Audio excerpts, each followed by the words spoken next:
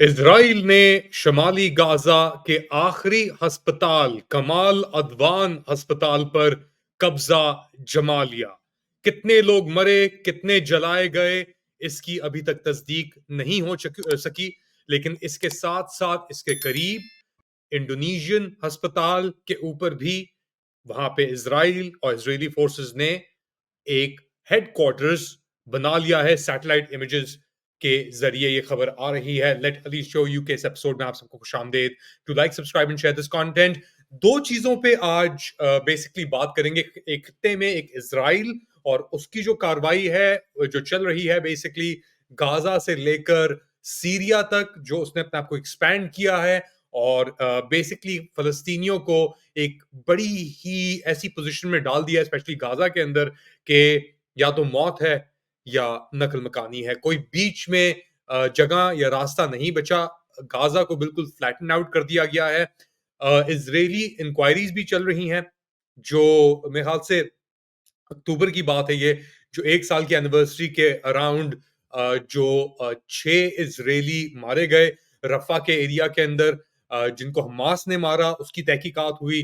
तो उसके बाद इजरायली तहकीकात के मुताबिक वो कह रहे हैं कि क्योंकि हमारी मूवमेंट करीब हो रही थी तो इसलिए उस मूवमेंट ने हमास और उनके जो कारकुन उधर थे जिन्होंने हॉस्टेज को इजरायली यरगमाल किया हुआ था इजरायलियों को अक्टूबर 7 से, उन मूवमेंट्स की वजह से उनको कत्ल कर दिया गया। तो इस बात की इजराइल ने पहली बार तस्दीक तो की अपने लोगों के ऊपर। दूसरी जानिब जो स्टारवेशन और मौत चल रही है फलस्तीनियों की, उसका कोई प्रेसिडेंट नहीं है हमारी जिंदगी के अंदर। 45 से 50 हजार तो कंफर्म्ड है, मगर एस्टिमेट्स 2 लाख के करीब भी हो सकते हैं जैसा मैं बता रहा था। और उनके अंदर नए बॉर्न न्यू बॉर्न बच्चे भी मौजूद हैं। जैसे एक बच्ची जो मेरे ख्याल से चंद माह की ही थी और वो सर्दी के बायस वफात पा गई।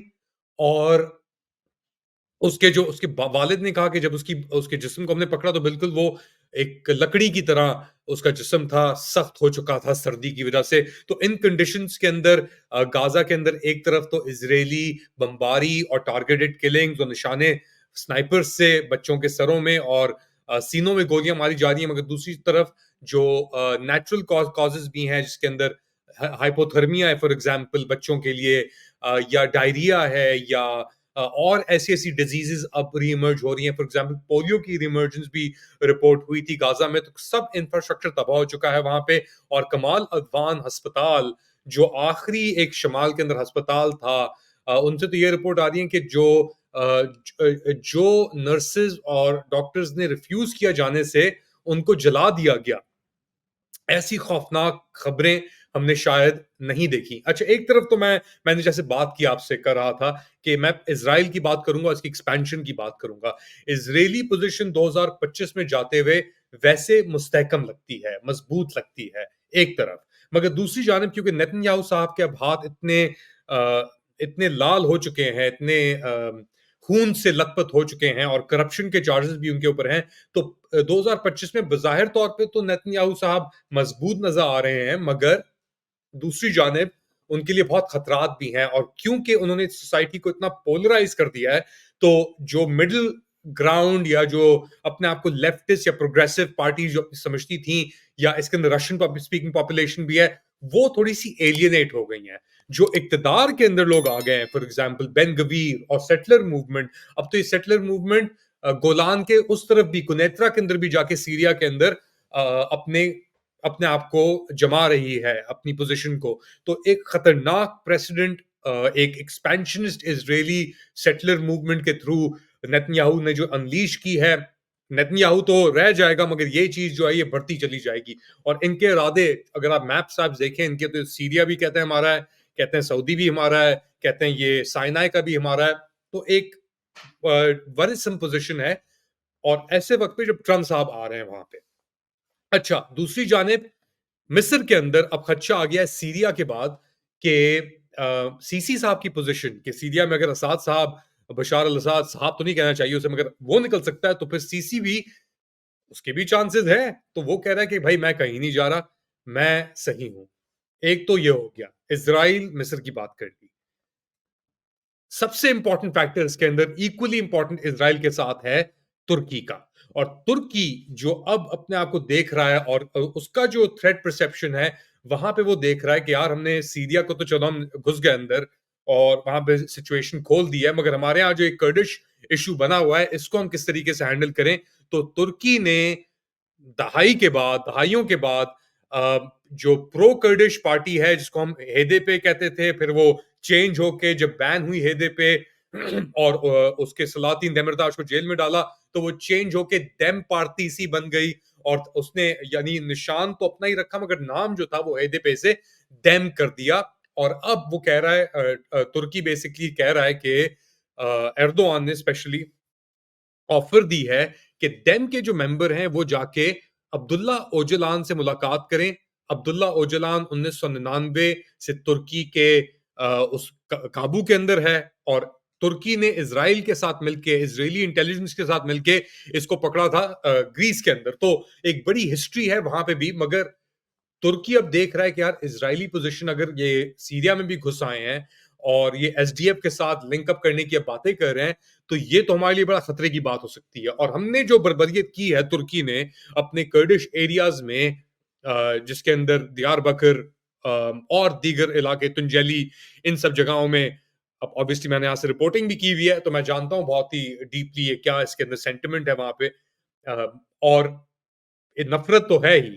और तुर्की को वो तुर्की नहीं कहते, वो तेजे कहते हैं। तसव्वुर ही नहीं करना चाहते वो तुर्की का। तो एक बहुत बड़ा एक परेशानी का बायस है ये तुर्की के लिए कि यार एक तरफ तुम सीरिया के अंदर हमने पैसिफाई कर लिए सिचुएशन अपनी, मगर हमारा ये जो कर्डिश इशू है जो फेस्टर हो रहा है इसको हम किस तरीके से हैंडल करें।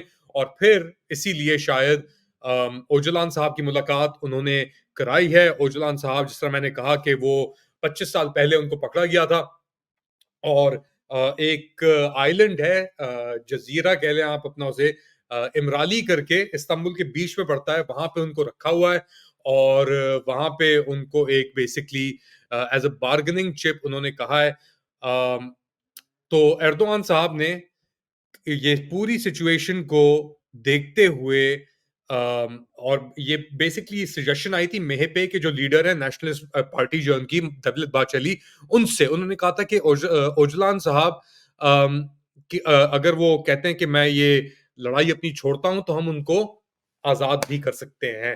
तो उस बात को एर्दोआन साहब ने कहा कि अच्छा ये शायद एक अपॉर्चुनिटी है, अगर नेशनलिस्ट पार्टी बोल रही है इसके ऊपर तो शायद एक विंडो ऑफ अपॉर्चुनिटी मिल जाए। मगर ओजलान साहब को जिस तरह मैंने कहा 25 साल हो गए हैं अंदर, है तो वो सिंबल हर परचम पे उनका वो है। और ये टर्की भी गेम खेलता है इस तरीके से। अब ये जो करंट फसादात हैं ये 2015 के अंदर शुरू हुए थे जब एंड हुई थी टर्की की एक साइलेंट अग्रीमेंट पीकेके के साथ। और उसके बाद ये लड़ाई दोबारा शुरू हो गई, स्पेशली जो सुरुच के अंदर दाइश का हमला हुआ था कर्डिश एक्टिविस्ट के ऊपर। उसके बाद से वो अग्रीमेंट नलिफाई कर दिया टर्की और पीके के दरमियान। और उनकी जो पॉलिटिकल मूवमेंट थी हेदे पे उसने बहुत सफर किया उसके बाद। और उनके जो लीडर थे सलातीन देमिरताश साहब उनको भी अंदर रखा गया।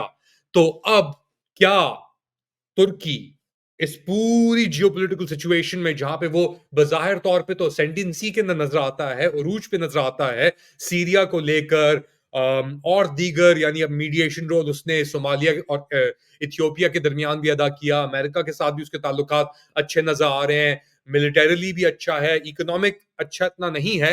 रशिया के साथ ताल्लुकात अच्छे नहीं नजर आ रहे, स्पेशली अजरबैजान का जो भी जहाज गिराने का सिलसिला हुआ है। तो तुर्की की पोजीशन बज़ाहिर तौर पे तो मजबूत नजर आती है, मगर क्या इतनी मजबूत है गिवन के सब चीजें एर्दोआन साहब के इर्द गिर्द रिवॉल्व होती हैं और टर्किश पावर ओवरस्ट्रेच होने का भी खदशा है।